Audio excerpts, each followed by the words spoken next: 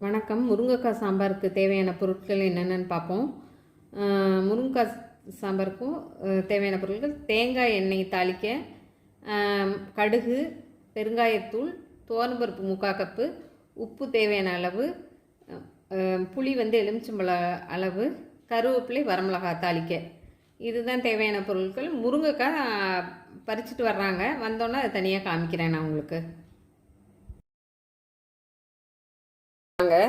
இப்போ நம்ம தேவையான அளவு தண்ணி வச்சுருக்கோம். இதில் ஒரு 2.5 ஸ்பூன் சாம்பார் தூள் போட்டுக்கலாம்.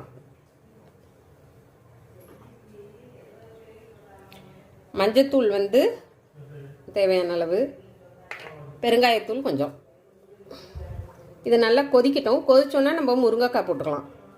இப்போ உப்பு உப்பு இப்போ சாம்பார் தூள் நல்லா பச்சை வாசம் போகிற அளவுக்கு நல்லா கொதிச்சிருச்சு. இப்போ நம்ம முருங்கைக்காவை போட்டுடலாம். நறுக்கி வச்ச முருங்கைக்காவை போட்டாச்சு. இப்போ கொஞ்சம் முருங்கைக்காய் சாம்பாருக்கு தக்காளி, பச்சை மிளகா, வெங்காயம் இதெல்லாம் எதுவுமே கிடையாது. நம்ம கொஞ்சம் கருவேப்பிலையை போட்டுடலாம். இப்போ முருங்கைக்காய் நல்லா வெந்துருச்சு. இப்போ நம்ம பருப்பு எடுத்து ஊற்றிக்கலாம்.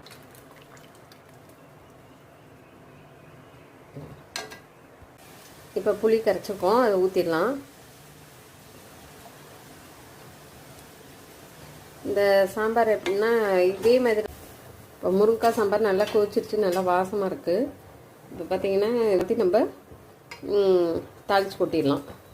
அவ்வளோதான், சாம்பார் முடிஞ்சிடுச்சு. முருங்கைக்காய் சாம்பார் தேங்காய் எண்ணெயில் தாளித்தா தான் நல்லாயிருக்கும். இப்போ எண்ணெய் சுட்டுருச்சு, இந்த கடுகு போட்டுருவோம்.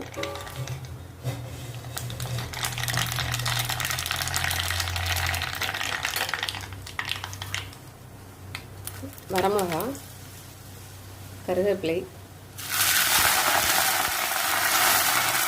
பெருங்காயத்தூள், அவ்வளோதான். இதை எடுத்து சாம்பாரில் கொட்டிட வேண்டியதுதான்.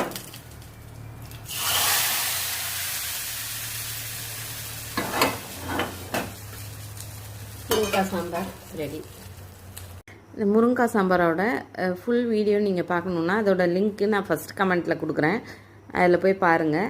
ரொம்ப தேங்க்ஸுங்க. முருங்கைக்காய் சாம்பார் முடிஞ்சிடுச்சு. இந்த வீடியோ நான் சமைச்ச முறை உங்களுக்கு பிடிச்சிருக்குன்னு நினைக்கிறேன். நீங்கள் வீட்டில் செஞ்சு பாருங்கள், பார்த்துட்டு கமெண்ட்டில் சொல்லுங்கள். ரொம்ப தேங்க்ஸ் வீடியோ பார்த்ததுக்கு. லைக் பண்ண எல்லாருக்கும் நன்றி, சப்ஸ்கிரைப் பண்ண எல்லாருக்கும் நன்றி. சப்ஸ்கிரைப் பண்ணாதவங்க சப்ஸ்கிரைப் பண்ணுங்கள். தேங்க்யூ.